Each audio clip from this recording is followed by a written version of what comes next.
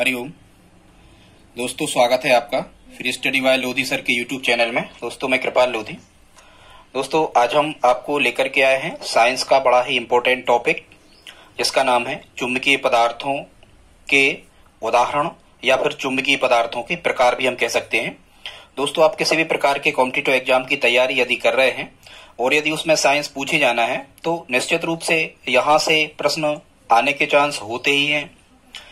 यदि आप हमारे चैनल पर पहली बार विजिट कर रहे हैं तो प्लीज हमारे चैनल को सब्सक्राइब कर लें, साथ में बेल आइकन पर क्लिक कर दें। साथियों आप इसे लाइक भी करते चलें, लाइक करके आप हमारी हेल्प कर सकते हैं। तो दोस्तों हम आपको ये बता रहे थे कि यदि विज्ञान किसी प्रकार के कॉम्पिटिटिव एग्जाम में आना है, जैसे हम कहें कि किसी भी राज्य की पुलिस भर्ती परीक्षा, एसएससी, जीडी या रेलवे, मुख्यतः इस प्रकार के चैप्टर में से प्रश्नों को पूछता ही है। और यहाँ से प्रश्न कैसे आने होते हैं स्टूडेंट्स, ये हम आपको बताना चाहते हैं। तो प्रश्न इस प्रकार के आते हैं मुख्यतः, या तो इनके जो महत्वपूर्ण 2-3 गुण हैं ये आपसे पूछे जाते हैं, ठीक है स्टूडेंट्स, या फिर फैक्चुअल प्रश्न पूछे जाते हैं यहाँ से। अब कॉन्सेप्चुअल जो प्रश्न कहलाते हैं स्टूडेंट, कॉन्सेप्ट टाइप के, वो भी यहाँ से पूछे जाते हैं, गुणों के आधार पर पूछे जाते हैं। और जो फैक्चुअल प्रश्न पूछे जाते हैं इनमें मुख्यतः इनके उदाहरण पूछे जाते हैं। अब उदाहरण कैसे आते हैं, जो हमने आपको बताने का प्रयास किया है उदाहरणों का, ये उदाहरणों को हम आपको ट्रिक के माध्यम से बताएंगे भी। या तो उदाहरण पूछे जाते हैं कि निम्न में से कौन सा पदार्थ लोह चुंबकीय पदार्थ है, कौन सा पदार्थ लोह चुंबकीय पदार्थ नहीं है, कौन सा पदार्थ अनुचुंबकीय पदार्थ है, कौन सा पदार्थ प्रतिचुंबकीय पदार्थ नहीं है, एटसेट्रा। इस प्रकार के प्रश्न यहाँ से पूछे जाते हैं मुख्यतः। स्टूडेंट्स आप इस वीडियो में यदि हमारे साथ लास्ट तक बने रहते हैं तो निश्चित रूप से आपसे इस प्रकार के आने वाले सभी प्रश्न आसानी से बन पा रहे होंगे। तो आइए प्रारंभ करते हैं। सबसे पहले तो हमें ये पता करना होगा या इसकी परिभाषा को जानना होगा कि चुंबकीय पदार्थ क्या कहलाते हैं स्टूडेंट्स। तो ऐसे पदार्थ जिन्हें शक्तिशाली किसी चुंबक के पास में रखे जाने पर ये कुछ विशेष गुण या विशिष्ट गुण दर्शाते हैं, ऐसे पदार्थ को हम चुंबकीय पदार्थ कहते हैं। और अलग अलग प्रकार के चुंबकीय क्षेत्र में इन पदार्थों को कौन ले गया या ये प्रयोग किसने किया, तो स्टूडेंट्स इसमें नाम आता है किसका, माइकल फैराडे का। ये फैराडे ने ये प्रयोग किया। मतलब यदि कभी आपसे पूछा जाए कि चुंबकीय पदार्थों के प्रकार किसने बताए हैं, तो फैराडे ने बताए हैं। कितने प्रकार बताए हैं, 3 प्रकार बताए हैं, ठीक है। चुंबकीय पदार्थों की प्रकृति का अध्ययन किसके द्वारा किया गया, तो फैराडे के द्वारा ही किया गया, ठीक है दोस्तों। अब हम देख लेते हैं एक और परिभाषा कभी पूछी गई है किसी एग्जाम में, वहीं से हमने इसे लिया है। एक परिभाषा है क्यूरी ताप, ठीक है स्टूडेंट्स। तो वह ताप, उस ताप को हम क्यूरी ताप कहते हैं जिस ताप तक इनका चुंबकत्व नष्ट हो जाता है। जितने ही पदार्थ होते हैं जब इनका चुंबकत्व जिस ताप पर नष्ट हो जाता है उस ताप को हम क्या कहते हैं, क्यूरी ताप कहते हैं, ठीक है स्टूडेंट्स। अब यहां से प्रश्न आते हैं कि चुंबकत्व नष्ट होने के क्या क्या कारण है। फैक्चुअल टाइप के प्रश्न तो ये नहीं होते हैं, कॉन्सेप्चुअल टाइप में ये प्रश्न पूछे जाते हैं कि निम्न में से किस प्रकार से किसी चुंबक का चुंबकत्व नष्ट किया जा सकता है। तो स्टूडेंट चुंबक का चुंबकत्व नष्ट होने के निम्नलिखित कारण है, हम आपको बता देते हैं। पहला तो किसी चुंबक को वातावरण में या वायु में बहुत समय तक खुला छोड़ देने पर उसका चुंबकत्व नष्ट हो जाता है। फिर दूसरा, किसी चुंबक को गर्म करके उसे अचानक ठंडा कर देने पर भी उसका चुंबकत्व नष्ट हो जाता है। किसी चुंबक को ठोकने पर, पीटने पर, पटकने पर, ऊंचाई से छोड़ देने पर भी उसका चुंबकत्व नष्ट हो जाता है। तो ये चुंबकत्व और कई प्रकार के भूचुंबकीय पदार्थों में परिवर्तन होने पर भी चुंबकत्व नष्ट हो जाता है, ठीक है स्टूडेंट्स। अब हम आते हैं, सबसे पहले देख लेते हैं जो चुंबकीय पदार्थों के प्रकार हैं, उनके कितने प्रकार बताए हैं फैराडे ने, 3 प्रकार बताए हैं। पहला प्रकार है लौह चुंबकीय पदार्थ। अब स्टूडेंट्स लौह चुंबकीय पदार्थ को इंग्लिश में कहते हैं फेरोमैग्नेटिज्म। याद रखना, ये भी कभी पूछा गया है किसी एग्जाम में, इसलिए हमने तीनों को इंग्लिश में बताने का प्रयास किया है। लौह चुंबकीय, वैसे ही चुंबक को हम क्या कहते हैं, लोहा को क्या कहते हैं, फेरस कहते हैं। तो यहां से आपको याद रखना, लोहे को हम फेरस कहते हैं। तो ये लोह शब्द लिखा ही है, तो लौह चुंबकीय पदार्थों को हम क्या कहेंगे, फेरोमैग्नेटिज्म। तो ऐसे पदार्थ को हम लौह चुंबकीय पदार्थ कहते हैं स्टूडेंट्स, जिनको किसी दुर्बल चुंबकीय क्षेत्र में भी रखे जाने पर ये चुंबक की तरफ तीव्रता से आकर्षित होते हैं। दुर्बल की तरफ भी आकर्षित होते हैं, तो आप समझ पा रहे होंगे। ये प्रबल मतलब बहुत ज्यादा शक्तिशाली चुंबक के पास में यदि इनको लाया जाता है, देखो दुर्बल से भी आकर्षित हो रहे हैं तो हम कहेंगे तो प्रबल से तो आकर्षित होंगे ही। तो स्टूडेंट्स ऐसे पदार्थों को हम लौह चुंबकीय पदार्थ कहते हैं जो किसी भी प्रकार के चुंबक के पास लाए जाने पर चुंबक की तरफ तीव्रता से आकर्षित होते हैं। ठीक है स्टूडेंट्स, उन्हें हम कहते हैं लौह चुंबकीय पदार्थ और उनका यह गुण कहलाता है लौह चुंबकत्व। ये सभी गुण अपने आप याद रखना, वो अनुचुंबकत्व कहलाएगा और एक प्रतिचुंबकत्व कहलाएगा। ठीक है, अब हम इनके कुछ गुणों को देख लेते हैं। तो जो लोह चुंबकीय पदार्थ होते हैं, इनकी आपेक्षिक जो चुंबकशीलता होती है वो 1 से अधिक होती है। चुंबकशीलता मतलब चुंबकों को लोहयुक्त वस्तुओं को आकर्षित करने की जो क्षमता होती है व्यवहारिक भाषा में, वो 1 से अधिक होती है लोह चुंबकीय पदार्थों की। फिर स्टूडेंट्स, लोह चुंबकीय पदार्थ ही केवल एकमात्र ऐसे पदार्थ होते हैं जिनके स्थायी चुंबक बनाए जा सकते हैं। कभी एग्जाम में पूछा गया है, आप अच्छे से इसको नोट करते जाएं, चाहे तो आप नोट्स बनाते जाएं। स्थायी चुंबक किसके बनाए जा सकते हैं? लोह चुंबकीय पदार्थों के ही बनाए जा सकते हैं, बाकी ना अनुचुंबकीय पदार्थों के बनाए जा सकते हैं और ना ही प्रतिचुंबकीय पदार्थों के स्थायी चुंबक बनाए जा सकते हैं। ठीक है, अब एक प्रश्न और यहां से पूछा जाता है, यदि इन्हें किसी चुंबकीय क्षेत्र में लटका दिया जाए तो ये कौन सी दशा धारण कर लेते हैं? तो याद रखना, लोह चुंबकीय पदार्थ जो होते हैं, यदि इनको किसी चुंबकीय क्षेत्र में लटका दिया जाए तो ये चुंबकीय क्षेत्र के समांतर हो जाते हैं। आई होप आप समझ गए होंगे। अब स्टूडेंट्स, यहां से सबसे इंपॉर्टेंट जो चीज है वो क्या है? चुंबकीय पदार्थों के उदाहरण हैं। तो इसमें से हम पढ़ रहे हैं क्या? लोह चुंबकीय पदार्थों के उदाहरण, कि कौन कौन से पदार्थ लोह चुंबकीय पदार्थ होते हैं, मतलब जिनको चुंबक के पास लाने पर ये तीव्रता से चुंबक की तरफ आकर्षित होते हैं। तो यहां हमने एक ट्रिक लिखी स्टूडेंट्स, लो निकलो बाल्टी लाद कर। क्या लिखा है? लो निकलो बाल्टी लाद कर, या लो निकलो बाल्टी या लो निकालो बाल्टी, कुछ भी आप लिख सकते हो। तो यहाँ लो से बनेगा लोहा, लोहा लोह चुंबकीय पदार्थ है। निकलो से बनेगा निकेल, और बाल्टी से बनेगा कोबाल्ट, और लाद से बनेगा फोलाद। ठीक है स्टूडेंट्स, कर ये साइलेंट है। ठीक है, हालांकि स्टील जो है, स्टील भी लोह चुंबकीय पदार्थ है।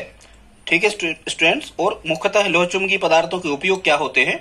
एक तो इनसे विद्युत चुंबक बनता है, स्थायी चुंबक बनता है। विद्युत मोटर में ये उपयोगी होते हैं, विद्युत जनयंत्र में, ट्रांसफार्मर में, टेप रिकॉर्डर में, हार्ड डिस्क बनाने में इनका उपयोग किया जाता है। किसका?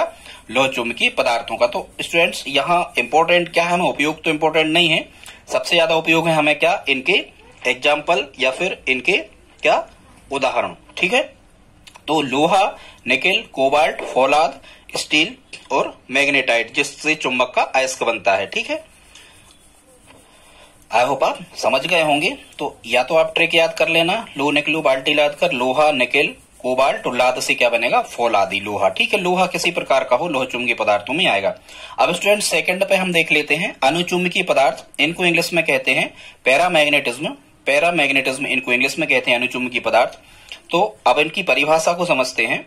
ऐसे पदार्थों को हम अनुचुंबकीय पदार्थ कहते हैं जो प्रबल चुंबक के संपर्क में या प्रबल चुंबकीय क्षेत्र में लाए जाने पर चुंबक की तरफ आकर्षित तो होते हैं, लेकिन कम तीव्रता से आकर्षित होते हैं। कैसे स्टूडेंट्स? कम तीव्रता से आकर्षित होते हैं, जिन्हें प्रबल, कई बार एग्जामिनर इसकी परिभाषा ही पूछ लेता है, आप ध्यान से सुने।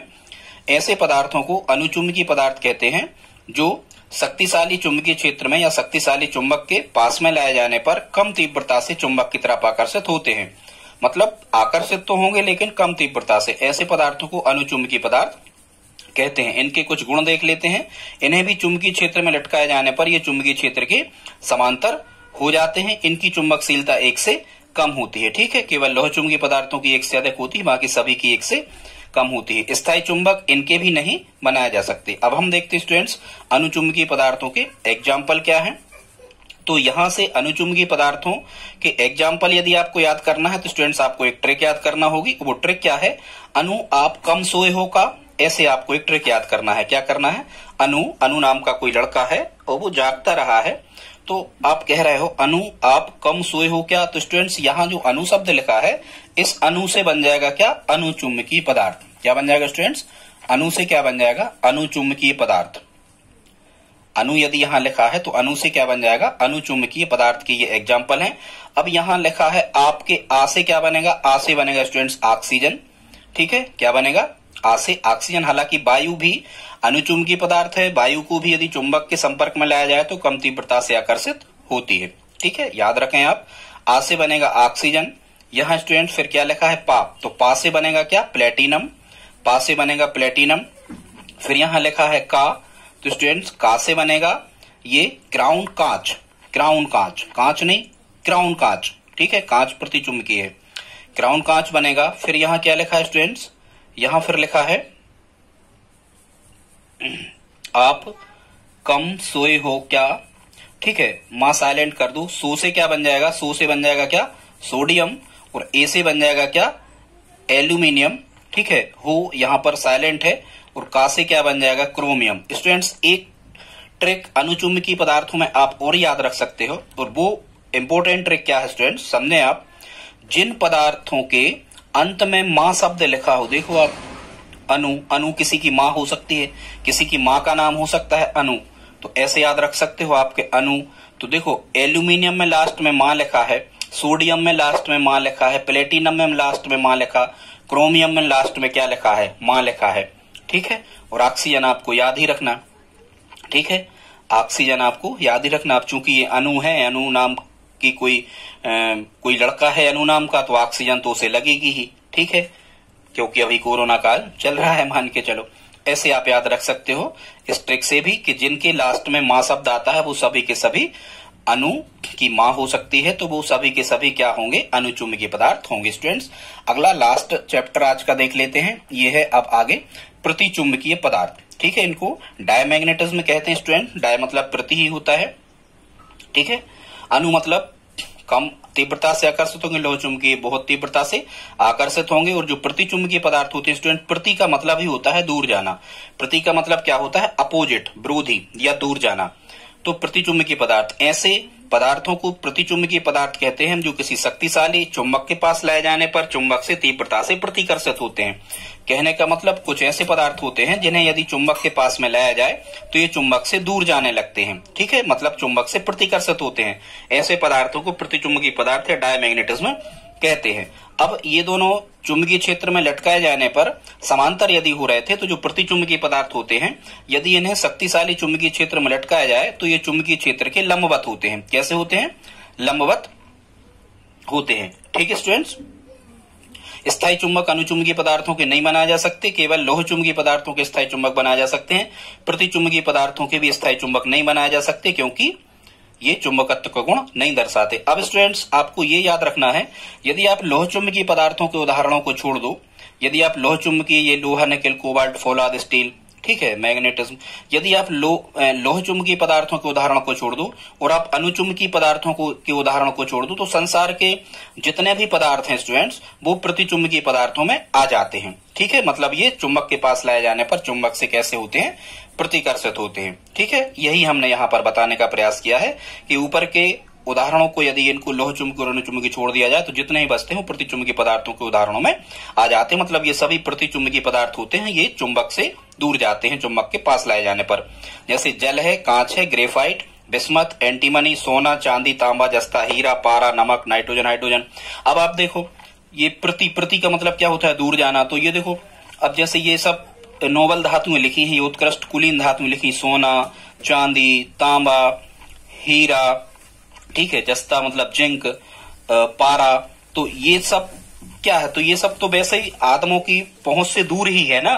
सोना, चांदी, तांबा, जस्ता, हीरा, पारा, ये तो उत्कृष्ट धातुएं हैं, ये तो लोगों को मिल नहीं पाती, तो ये लोगों से कैसे जा रही हैं, लोगों से ये दूर जा रही हैं और दूर जाने पर हमें दुख भी होता है। तो ऐसे आप याद रख सकते हो, इन धातुओं से व्यक्ति बहुत दूर होता है, ठीक है, कैसा होता है, दूर होता है, ऐसे आप याद रखना। या फिर ये सोना, चांदी, तांबा, जस्ता, हीरा, ये अपनों से दूर कर देते हैं, ठीक है, इनके बंटवारे पैसे वाद विवाद हो जाता ना कभी कभी परिवार में, तो ये सोना, चांदी, तांबा, जस्ता, हीरा, पारा ये अपनों से दूर कर देते हैं, मतलब ये प्रतिचुंबकीय पदार्थ हैं, चुंबक से दूर जाते हैं, ठीक है। नमक भी है, नाइट्रोजन भी है और हाइड्रोजन है, ठीक है स्टूडेंट्स। तो यदि आप यहां तक वीडियो में हमारे साथ आए हैं तो प्लीज इस वीडियो को लाइक कर दें, और आज का सेशन आपको कैसा लगा प्लीज आप कमेंट बॉक्स में लिख करके बताएं। और स्टूडेंट्स कुछ भी यदि आपको याद ना हो इतने चैप्टर में तो आप उदाहरण जरूर कर लें कि कौन से लोह चुंबकीय पदार्थ हैं, कौन से अनुचुंबकीय हैं और कौन से प्रतिचुंबकीय पदार्थों की श्रेणी में आते हैं। यही प्रश्न एग्जाम में आपसे पूछे जाते हैं। दोस्तों यदि आप हमारे चैनल को आगे बढ़ाना चाहते हैं तो प्लीज, यदि आप हमारी हेल्प भी करना चाहते हैं तो प्लीज इस वीडियो को अपने दोस्तों के साथ में स्टडी ग्रुप में शेयर जरूर करें। मिलते हैं अगले वीडियो में, तब तक के लिए जय हिंद, जय भारत।